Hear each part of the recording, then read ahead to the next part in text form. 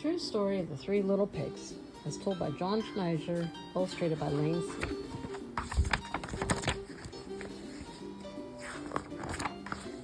Everybody knows the story of the three little pigs, or at least they think they do, but I'll let you in on a little secret. Nobody knows the real story because nobody has ever heard my side of the story. I'm the wolf, Alexander T. Wolf. You can call me Al. I don't know how this whole big bad wolf thing got started, but it's all wrong. Maybe it's because of our diet. Hey, it's not my fault wolves eat cute little animals like bunnies and sheep and pigs. That's just the way we are. If cheeseburgers were cute, folks would probably think you were big and bad too. But like I was saying, the whole big bad wolf thing is all wrong. The real story about a sneeze and a cup of sugar. This is the real story. Way back and once upon a time, I was making a birthday cake for my dear old granny. I had a terrible sneezing cold and I ran out of sugar. So I walked down the street to my neighbor's for a cup of sugar. Now this neighbor was a pig and he wasn't too bright either. He had built his whole house out of straw. Can you believe it? I mean, who in the right mind would build a house out of straw? So of course the minute I knocked on the door, it fell right in. I didn't want to walk into someone else's house, so I called, little pig, are you in? No answer. I was just about to go home without the cup of sugar for my dear old granny's birthday cake. That's when my nose started to itch. I felt a sneeze coming on while I huffed and I snuffed and I sneezed. A great sneeze. And you know what? The whole darn straw house fell down. And right in the middle of the pile of the straw was the first little pig, dead as a doornail. He had been home the whole time. It seemed like a shame to leave a perfectly good ham dinner lying there in the straw, so I ate it up. Think of it as a big cheeseburger just lying there.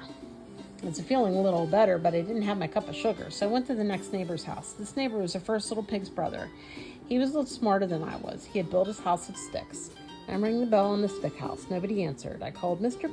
Pig, are you in? He yelled back, go away, wolf. You can't come in. I'm shaving the hair on my chinny chin chin. I had just grabbed the doorknob when I felt another sneeze coming on. I huffed and I snuffed and I tried to cover my mouth, but I had a great sneeze. And you're not going to believe it, but this guy's house fell down just like his brother's. When the dust cleared, there was a second little pig dead as a doornail on the wolf's honor. Now you know food will spoil if you just leave it open, so I did the only thing there was to do. I had dinner again. Thinking of it as a second helping, I was getting awfully full.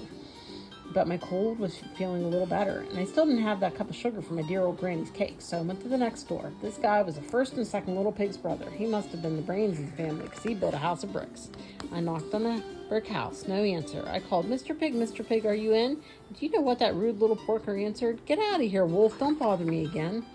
Talk about impolite. He probably had a whole sack full of sugar, and he wouldn't even give me a cup for my sweet dear granny's birthday cake. What a pig. I was just about to go home, maybe make a nice birthday card instead of a cake when I felt my cold coming on. I huffed and I snuffed and I sneezed once again. Then the third little pig yelled, and your old granny can sit on a pin. Now, I'm usually a pretty calm fella, but when somebody talks about my granny like that, I go a little crazy. When the cops drove up, of course, I was trying to break down the pig's door, and the whole time I was huffing and puffing, sneezing and making a real scene. The rest, as I say, is history. The news reporters found out about the two pigs I had for dinner. They figured a sick guy going to borrow a cup of sugar didn't sound very exciting, so they jazzed up the story with all that huff and puff and blow your house down. And they made me the big bad wolf. That's it, the real story. I was framed. But maybe you could loan me a cup of sugar. The